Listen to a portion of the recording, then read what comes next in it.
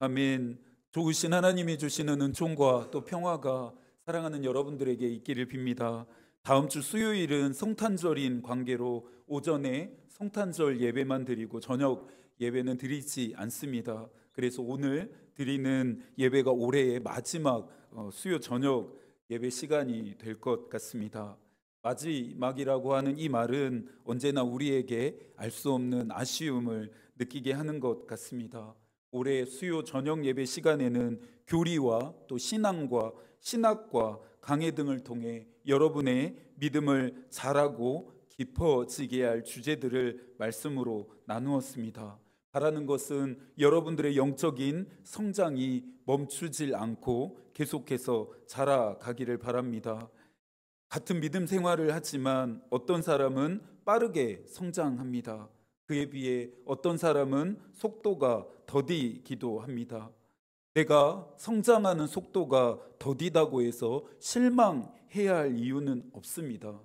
그리스도인에게 믿음의 성장에 있어서 중요한 두 가지가 있는데요. 하나는 믿음의 성장은 속도가 아니라 방향이 중요하다는 점이고, 하나는 믿음의 성장은 속도가 아니라 열매로 나타난다라고 하는 점입니다. 믿음이 자라가는 만큼 여러분의 삶도 믿음직해질 수 있기를 축복합니다. 오시는 그리스도를 기다리는 대림절을 보내면서 우리는 여호와의 날에 주목하고 있습니다. 여호와의 날이란 인류의 죄를 대속하기 위해 이 땅에 아기 예수가 탄생하신 그날이고, 세상의 죄를 심판하시기 위해 이 땅에 예수께서 다시 오시는 그 날입니다. 대림절의 기다림은 그리스도인들에게 다시 오실 예수 그리스도에게까지 전망하게 한다는 점에서 의의가 있습니다. 예언자들이 말하는 여호와의 날이란 대체적으로 심판의 날을 의미했습니다.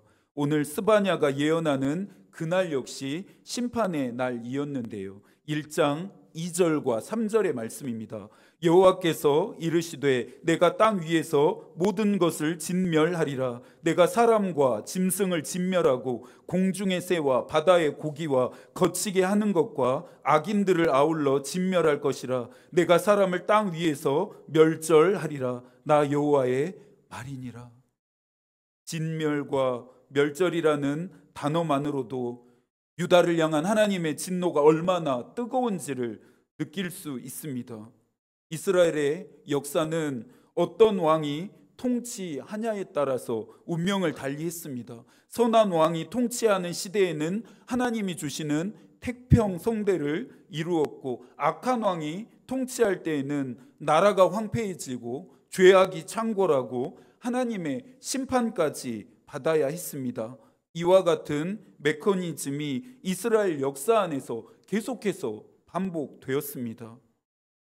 스바냐는 하나였던 이스라엘 왕조가 남유다와 북이스라엘 왕조로 나누어진 후에 유다 왕조의 16번째 왕이었던 요시야가 통치했을 때 활동했던 예언자입니다. 주일 오전 예배 시간에 여러 개의 예언서를 읽었던 만큼 우리는 스바냐의 등장이 당시 유다 안에 심상치 않은 일들이 일어나고 있음을 짐작해 볼 수 있습니다. 왜 그렇습니까? 예언자는 낮과 같이 밝을 때가 아니라 밤과 같이 칠흑 같은 어두울 때 등장하기 때문이죠. 우리가 아는 것처럼 요시야는 죄이한 다음 대대적인 종교 개혁을 단행합니다. 그의 아버지 아몬과 그의 할아버지 므낫세는 악하고 악한 왕이었습니다. 악한 왕이 통치하게 될 때 유다가 어떻게 되었다 말씀드렸습니까? 나라가 황폐해졌고 죄악이 창궐했고 하나님의 심판을 받아야 했습니다. 지도자였던 므낫세와 아몬의 악함은 유다를 완전히 망가뜨렸습니다. 3장 1절입니다. 함께 읽겠습니다. 패역하고 더러운 곳 포악한 그 성읍이 화 있을진저. 이 말씀을 읽으면서 저의 귀를 의심했습니다. 과연 이것이 하나님의 백성이라 일컫는 사람들이 사는 땅의 모습인가?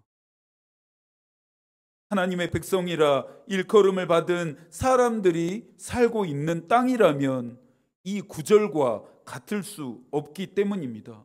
현재 유다는 하나님의 백성으로서의 정체성을 완전히 상실했습니다. 이어지는 2절입니다. 그가 명령을 듣지 아니하며 교훈을 받지 아니하며 여호와를 의뢰하지 아니하며 자기 하나님에게 가까이 나아가지 아니하였도다. 아침 기도의 시간에 민수기 강해를 하고 있습니다. 하나님이 이스라엘 백성들에게 요구하신 단 한 가지가 생각나십니까? 오직 하나님의 명령 또는 하나님의 말씀을 따름입니다.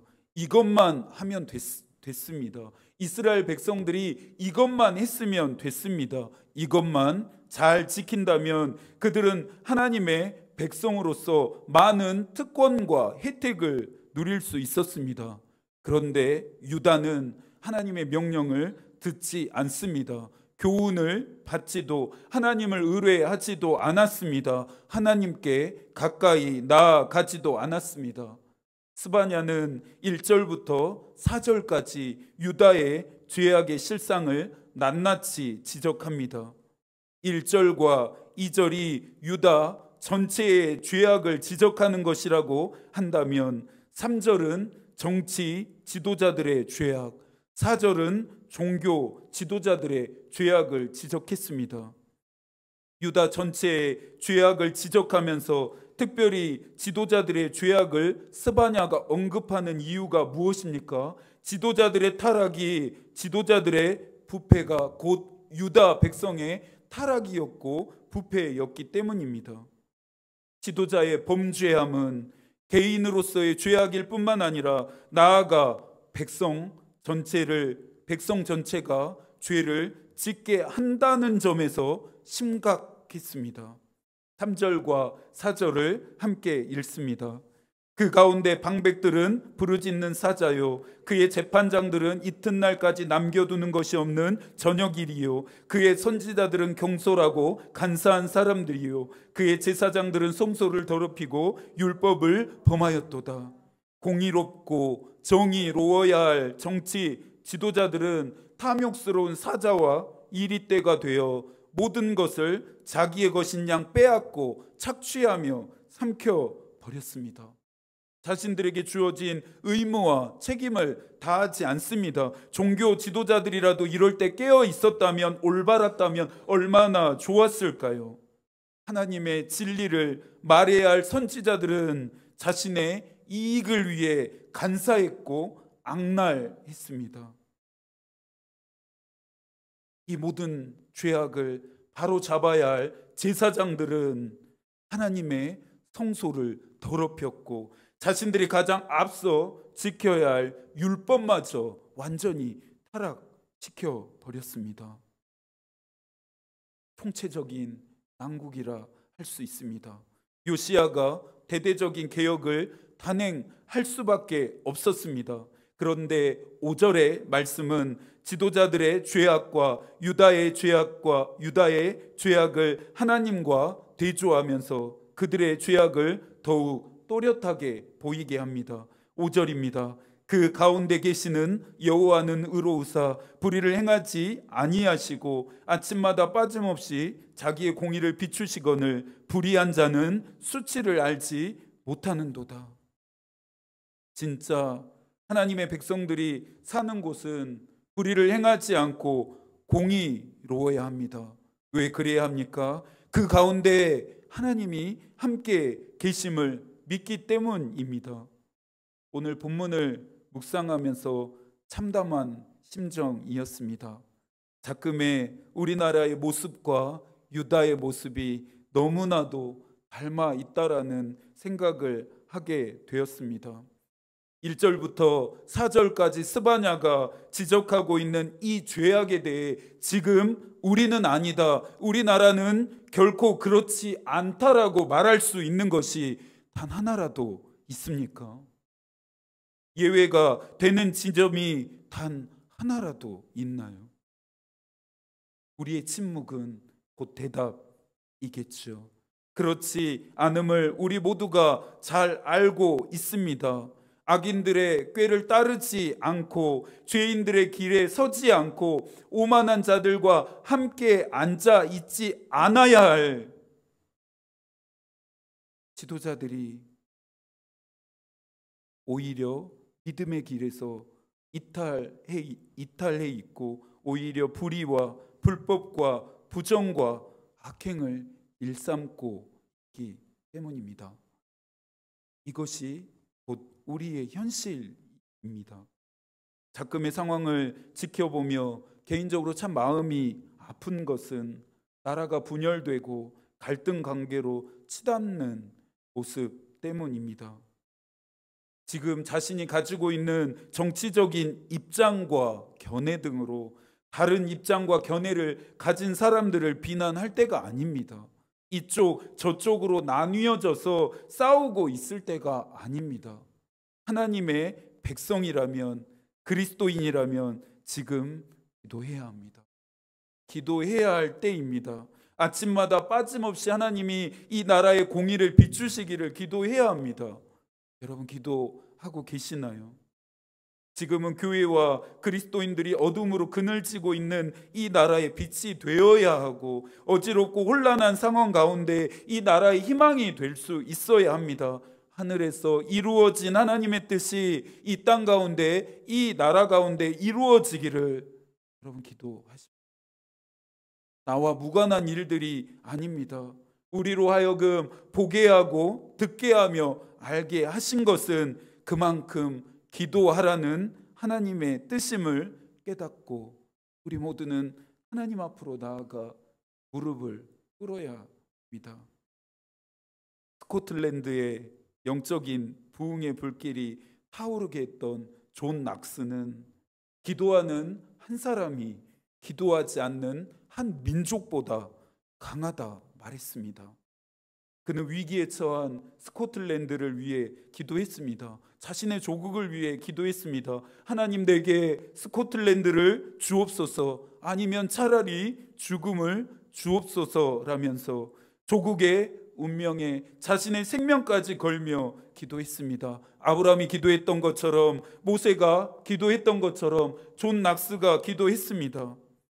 여러분이 하나님이라면 존 낙스의 기도에 응답하시겠습니까? 안 하시겠습니까? 제가 하나님이라면 존 낙스의 기도에 응답하겠습니다. 지금 우리가 드리는 기도의 질이 이 정도는 되어야 합니다. 나라의 위기 앞에 우리는, 교회는, 그리스도인들은 존 낙스처럼, 아브라함처럼, 모세처럼 모든 것을 걸고 기도할 수 있어야 합니다. 심판이 완전한 진멸이나 파멸이 아님은 하나님이 행하시는 이 심판은 언제나 사랑을 기반으로 작동하기 때문입니다. 하나님이 심판하시는 이유는 하나님이 사랑하는 백성들을 회복시키기 위함입니다. 15절을 함께 읽어볼까요? 여호와가 내 형벌을 제거하였고 내 원수를 쫓아냈으며 이스라엘 왕 여호와가 내 가운데 계시니 내가 다시는 화를 당할까 두려워하지 아니할 것이라. 하나님은 심판을 통해 유다를 정결하게 하시고 새롭게 하십니다. 죄악으로 인해 수치를 당해야만 했던 그들에게 칭찬과 명성까지 얻게 하십니다. 19절입니다. 칭찬과 명성을 얻게 하리라. 또 20절, 명성과 칭찬을 얻게 하리라. 유다가 고침을 받아 새롭게 되어지는 것은 하나님의 일입니다. 그들 가운데 함께 계시는 하나님의 역사입니다. 이 나라가 고침을 받고 새로워지는 것은 하나님의 일이고 하나님의 역사입니다. 하늘에 하나님을 일하게 하고 역사하지 않으면 안 되게 하는 강력한 힘은 땅에 있는 그리스도인들의 기도입니다. 우리의 간청이 그분을 움직이게 합니다. 하나님은 그리스도인들의 기도에 제한받기로 결정하셨기 때문입니다. 17절입니다. 너의 하나님 여호와가 너의 가운데 계시니 그는 구원을 베푸실 전능자이시라. 그가 너로 말미암아 기쁨을 이기지 못하시며 너를 잠잠히 사랑하시며 너로 말미암아 즐거이 부르며 기뻐하시리라 하리라. 우리 편에서 볼 때야 심판이지만 하나님 편에서 심판은 똑같은 하나님의 사랑입니다. 우리를 향한 하나님이 사랑하시는 방식이 됩니다. 그 어느 때보다 이 17절 말씀 안에 계속해서 한없이 머물러 있고 싶습니다. 하나님이 우리 가운데 계십니다. 우리 가운데 계시는 전능하신 하나님은 우리를 구원하십니다.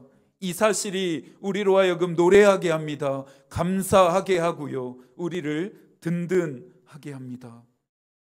이 17절의 말씀이 앞으로 이 나라가 부르게 될 노래가 되기를 소망합니다. 전능하신 하나님이 황무한 이 땅을 고치고 새롭게 하시길 이 나라가 하나님께 기쁨이 되기를 소망합니다. 부흥의 불길이 이 땅 가운데 다시 한번 타오르게 되기를, 진리의 말씀이 이 땅을 새롭게 하시기를, 은혜의 강물을 흐르게 하시기를, 성령의 바람이 이 땅 가운데 가득 불어오게 되기를, 하나님의 영광과 임재로 이 나라가 뒤덮게 되어지기를 기도합니다. 특별히 오늘의 말씀처럼 이 나라의 지도자들을 위해 기도해 주십시오. 정의롭고 공의로우며 올바른 판단력을 그들에게 허락하시고 그들에게 주어진 의무와 또 책임을 다하는 자들이 될 수 있기를 위해 기도해 주십시오. 하나님의 마음으로, 하나님의 애끓는 마음을 끌어안고 여러분 기도해 주십시오. 저는 바라는 것이 있습니다. 우리 아이들이 살아갈 세상은 지금처럼 어둡지 않고 지금처럼 혼란하지 않았으면 좋겠습니다. 우리 아이들에게 더 밝고 더 아름답고 더 따뜻한 세상을 물려주고 싶습니다. 대림절이 깊어갑니다. 우리를 위해 오시는 주님의 발걸음 소리가 훨씬 더 크고 또렷하게 들려오는 것 같습니다. 오시는 그분을 위해 우리가 이제는 말 구유가 되어야 할 차례입니다. 우리의 모든 것을 그분께 내어드려야 합니다. 오시는 그리스도께서 주시는 은총과 평화가 여러분에게 충만하게 임하기를, 이 나라 위에도 부어주시기를 축복합니다. 남은 한 주도 하나님이 여러분과 함께 하시기를 기도하겠습니다. 하나님의 마음이 우리의 기도가 되고 하나님의 뜻이 우리의 길이 되기를 빕니다. 아멘.